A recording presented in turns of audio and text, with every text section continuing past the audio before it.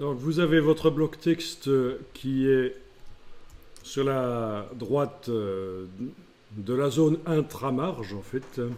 Voilà, donc c'était l'occasion de voir comment on fait un calcul avec les valeurs qui sont là. Alors on va remplir ce texte avec du faux texte. Donc je prends l'outil texte et plus tard on ira chercher du vrai texte dans d'autres exercices.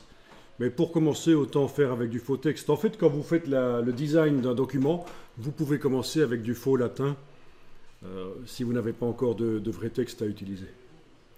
Donc je prends l'outil texte, je clique dans le bloc, on a le curseur qui clignote là, et on va faire un clic droit.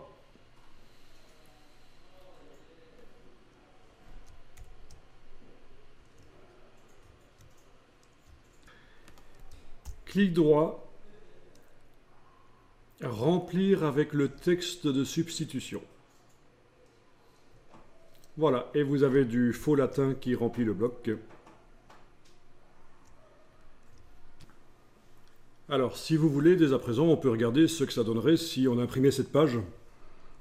Dans le bas de la palette des outils, quand elle est affichée en 2 colonnes, vous avez sur la droite, là dans le bas, la case d'aperçu. Si vous enclenchez ça et que vous cliquez à côté de tout, que rien n'est sélectionné, eh bien vous avez un aperçu de ce que donnera votre page en fait.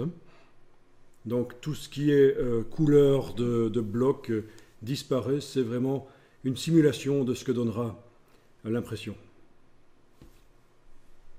Ou la sortie pour voir sur écran, si c'est un PDF à voir sur écran. Mais dans ce cas-là, j'aurais plutôt fait un format horizontal. Ok, donc je clique sur l'icône de gauche, je reviens au mode d'affichage normal.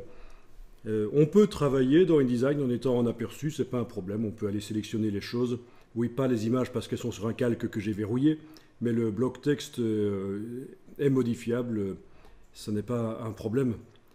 Mais je vais quand même retourner en normal. Vous voyez qu'entre parenthèses, les infobulles vous indiquent quel est le raccourci clavier. C'est-à-dire que si vous enfoncez la touche W sur le clavier, vous passez du mode normal au mode aperçu.